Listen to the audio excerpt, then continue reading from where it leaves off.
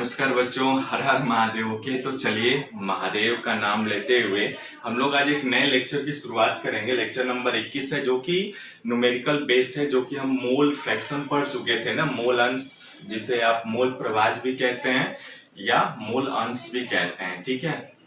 तो उसी पर आधारित क्वेश्चंस को हम लोग पढ़ेंगे। ओके, देखिए क्वेश्चंस को पढ़ते हैं, समझते हैं और आपको थोड़ा सा हिंट भी दूंगा जो आप लोग पहले पढ़ चुके हैं।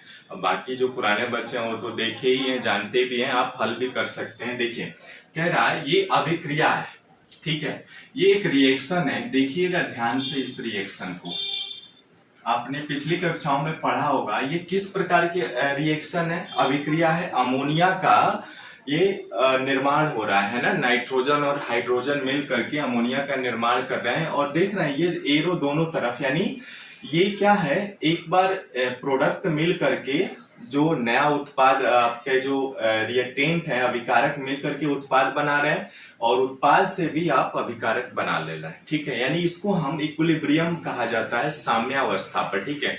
नेक्स्ट चैप्टर्स में हम लोग डिस्कस करेंगे साम्यावस्था क्या होता है, बहुत अच्छा चैप्टर भी है। तो ये एक प्रकार की उत्क्रमणीय अभिक्रिया है, यानी N2 और H2 मिल करके अमोनिया भी बना रहे हैं। अमोनिया से आप डायरेक्ट N2 और H2 का भी निर्माण कर सकते हैं, ठीक है। साम्यावस्था पर N2 और NH3 के मोल अंश क्रमशः दिए गए हैं। इनके मोल अंश दिए गए, साम्यावस्था पर H2 का मोल अंश क्या होगा, है ना। तो चूंकि देखिए इस अभिक्रिया में आपके कितने टोटल हैं, यानी टोटल भाग लेने वाले पदार्थ कौन कौन से हैं? N2 है, H2 है और NH3 है ना। इसमें आपको N2 और NH3 के मोल, तो N2 के मोल को किससे निरूपित करते हैं? XN2 कहते हैं ना। आप इस चीज को XN2 से निरूपित करते हैं। इसके मोल अंश कितने दिए गए हैं? 0.2। और आपके अमोनिया के, तो अमोनिया का हो जाएगा XNH3, इसके मोल अंश कितने दिए हैं? 0.5। आप पहले पढ़ चुके हैं कि XN2 और XNH3 ये मोल अंश को प्रदर्शित करने का एक सिंबल है, ठीक है। H2 का हमें पूछ रहा है कि आप बताइए XH2 का कितना मोल अंश होगा, है ना। तो हम जानते हैं कि यदि किसी भी विलयन में, मान लीजिए ये विलयन है, इसमें 3 अवयव हैं, यदि A, B और C है ना, ये 3 हैं। तो यदि मान लिया A के मोल कितने हैं? Na। B के मोल कितने हैं? Nb, मोलों की संख्या, और C के मोलों की संख्या कितना है? Nc, ठीक है। तो इनका हम क्या करते हैं, यदि X के मोल अंश निकालेंगे तो यानी इसके मोलों की संख्या बटे सबके मोलों की संख्या, यानी Na plus Nb plus Nc, ठीक है, ऐसे निकालते हैं। और यदि B के मोल अंश निकाले तो Nb, यानी B के मोलों की संख्या बटे टोटल मोलों की संख्या, Na plus Nb plus Nc।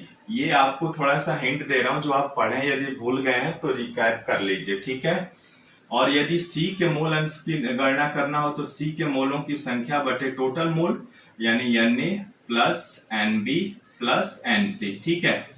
और आप जानते हैं एक और फार्मूला आपने सीखा था कि यदि इनके तीनों मोल अंश को हम जोड़ दें, XA plus XB plus XC, तो इनका योगफल कितने के बराबर होता है? 1 के बराबर होता है, ठीक है। ये चीजें हम पढ़ चुके हैं, आपको याद भी आ गया होगा। तो आप देखिए 3 चीजें हैं, 3 में 2 पता है, 1 निकालना है, तो ये वाला फार्मूला आप आसानी से लगा करके हल कर सकते हैं। इसलिए हम इस पे करते हैं, इसलिए मोल अंश की गणना करेंगे तो XN2 plus XH2 plus XNH3 is equal to कितना हो जाएगा? 1। चूंकि XH2 का मान हमें निकालना है तो इन दोनों का मान जोड़ लीजिए। ये XN2 कितना है? 0.2 प्लस XNH3 है 0.5 इज इक्वल टू 1, या XH2 इज इक्वल टू हो जाएगा 1 माइनस 0.7, ठीक है। घटा लीजिए, घटाना आता है कमेंट्स में बताइएगा, नहीं तो आइए आपको सिखा देता हूं, ठीक है। दशमलव का जोड़ घटाना 1.00 होता है। अब चूंकि यहाँ पे हम 0.7 यानी दशमलव के सामने दशमलव रखते हैं। ठीक है, सीख लीजिए, काम आएगा आगे। 10 में से 7 जाएगा 3, यहाँ 0 यानी 0.3। ठीक है, आसान है, जानते भी होंगे बहुत सारे बच्चे, लेकिन हमारा उद्देश्य क्या है कि जो कमजोर से कमजोर बच्चे हैं ना वो भी सीखे चीजों को आसानी से। ठीक है, तो अब आप यहाँ पे घटाएंगे तो कितना आ जाएगा 0.3, जो कि किसके मोलों की संख्या, मोल अंश होगा H2 का। ओके, इस तरह से आप क्वेश्चंस को हल कर सकते हैं। कमेंट्स में जरूर बताइएगा कैसी लगी जानकारी, और चैनल को प्लीज सब्सक्राइब, लाइक और शेयर कर लीजिएगा।